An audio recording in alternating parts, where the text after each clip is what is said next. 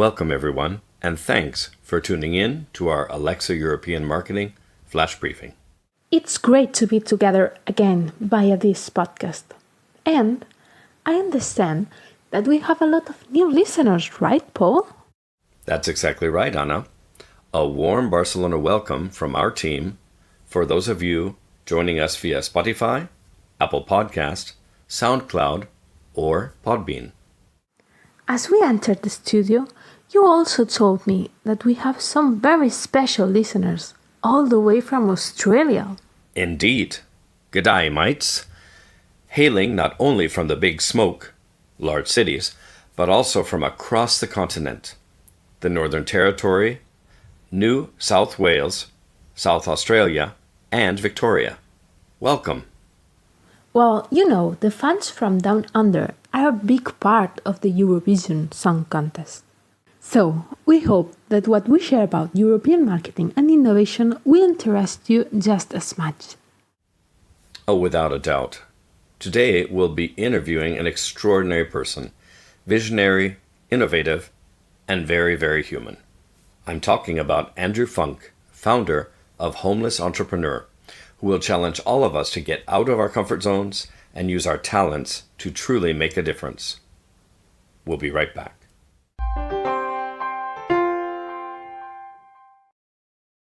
The following content is brought to you by Derby Hotels Collection. Luxury experiences in Paris, London, Barcelona, and Madrid. Enjoy a special 10% discount with the code BVAlexa at derbyhotels.com. Carrie, I'm glad to have you with us in the studio as well. This subject is near and dear to my heart. I can't wait to meet Andrew. Well, you're about to. Andrew, thanks so much for joining us this morning. Good morning, Paul. Thanks a lot for inviting me to participate in your program. As you heard in the intro, this podcast is global, and I'm certain that your organization's name, Homeless Entrepreneur, has caught everyone's attention from the start. Please tell us exactly what it is and what brought you to propose such a unique and innovative solution to a well-known problem. Well, Paul, I truly hope that the name of our organization, Homeless Entrepreneur, and most importantly, our work, has caught all of the professionals and entrepreneurs from around the world's attention. In order to understand our community, you need to understand the origin of our community. And basically, I had a personal experience of homelessness myself. What was supposed to be the best moment in my life, in which we had raised 300,000 euros for a startup, and my first son was about to be born, quickly turned into a nightmare. And because the money got burnt on salaries in 6 months, and that caused personal problems as well at home. Before I knew it, I found myself in a homeless situation, and it was not because of drugs or mental health. It was because of the main reason why most people become homeless, which is either they lose their job, they don't have enough income, or there's a break in family ties. And I quickly, when I say quickly, it's not exactly quick, but I had to find a solution, and I only had my network. I had more than 35,000 contacts in social media, my entrepreneurial spirit, and the desire to change my situation. And that's really what brought about the unique and innovative solution to such a well-known problem as homelessness, because I couldn't find the solution I needed in the normal institutions. The people and the organizations that normally helped homeless people weren't able to solve my problems because they were focusing at the bottom of the barrel. And that doesn't mean that I think that these people are worse than me. I just think that their situation is much more complex.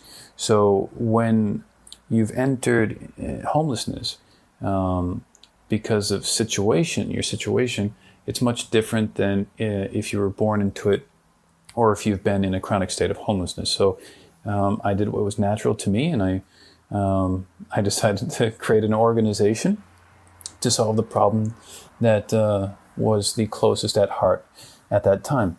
And I just kept asking myself over and over, what can I do to get better results for myself and other people? And after I was able to solve my own problem, I then wanted to figure out how I could scale and help other people.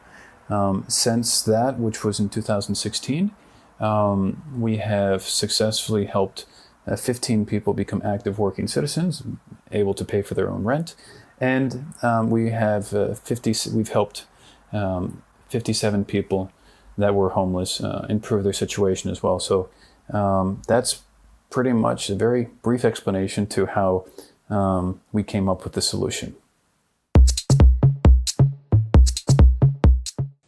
That is very inspiring, and certainly not an easy mission to fulfill. Where do you find your entrepreneurs, and what selection criteria do you follow? Could you perhaps share success stories that have especially impacted you? It's not an easy mission, but it is a mission, and it's one we're challenged by every single day, and we learn from as we fulfill it. When you talk about how we find homeless entrepreneurs, it's not necessarily finding them; it's discovering them and them discovering us. It's basically focusing on inbound marketing by sharing the success of the people in our program, so that way we attract the right people that want to be active working citizens and want to follow their footsteps. And regarding the selection criteria, it's really about following the program. Like university, if you don't go to class, if you don't participate, you don't advance, you can't graduate. And the same for them, they're no different. Active citizen participation is really the key, and that's how people that lost almost everything but their cell phone and hope have the opportunity to be active tax-paying citizens. When we talk about success stories, every step forward is a moment of success for that person. But if you talk about what quote-unquote normal people would consider success stories, I mean, for us it would be like the 15 people that have gone through our program that have been able to get jobs, steady jobs, maintain them, and pay for their own rent. And just one example of those 15 is Jose. He had been homeless for a while, and he really didn't know what he was going to do. But he always recycled. He respected the environment, and there's a great sustainable logistics company called Nozama.Green in Barcelona, and they were looking for ways to help create social impact in their local community, and we set up a partnership with them, and Jose is currently working there. He's really happy, adding value, and just one of the many success stories we have and we will have. Every single person in the program leaves a very strong impact on my life and inspires us to help reach more and more people around the world as we scale our model into a solution for homeless people in the G7 and Europe.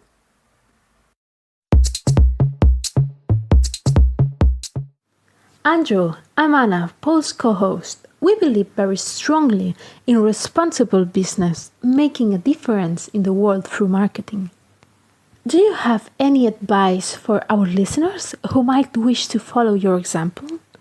Many are important leaders in Europe, the USA, Canada, Mexico, and beyond. How could they help?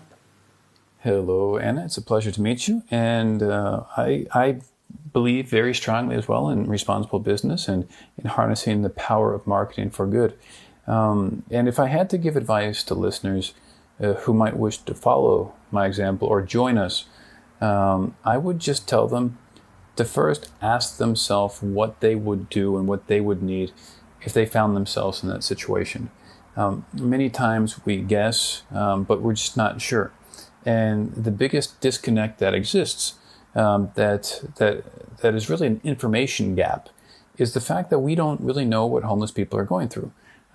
They say homeless people are invisible, when they're only talking about a very small percent, which are those that are rough sleepers. And they're not invisible. We're blind. And as a society, we need to understand that communication is extremely important, which is at the heart of Homeless Entrepreneur. If you think about it, we have a program called Homeless Helpline, which was created as a result of the coronavirus. And that is basically to provide a hotline to homeless people that are looking for support. And the next program that connects with that one is called Homeless Voices, in which we provide communication consultancy, if you will, to homeless people so they can connect with the resources they're looking for. So I would tell listeners to contact organizations like Homeless Entrepreneur or those that are similar and ask them the simple question, which is how I can help. And normally the best way you can help is do what you normally do. Do what you do best. Offer the best of yourself, not what's left over after you've given your best. So that would be my suggestion to all the people that would like to participate. Give your very best, nothing less. That's wonderful. For your information, we've put up links and other resources from Homeless Entrepreneur on our blog. It's available at blog.bevirtual.com. Thanks, Carrie. It's been an honor, Andrew. Thank you for making a real difference in the lives of so many people. Well, Paul, the honor is definitely mutual. I have to admit that we can only make a difference when others, like yourself, would like to include us in making that difference. So thank you and Anna for the opportunity to speak with your audience. It means a lot to us. And if anybody's interested in donating or volunteering to help speed up the process of ending homelessness for homeless people who want to be active working citizens, please contact us. My number is +34 697 877 089. Thank you very much and wish everyone a wonderful week. Thank you. And just a quick note for our listeners, we'll be back again very soon with more innovation in European marketing on our Alexa Flash Briefing. I also hope that you'll be sure to join us at the blog at blog.bevirtual.com. Look for the Alexa section, and that's where you'll find many of the resources, not only for this particular episode, but for all of the previous episodes. So goodbye and talk again soon.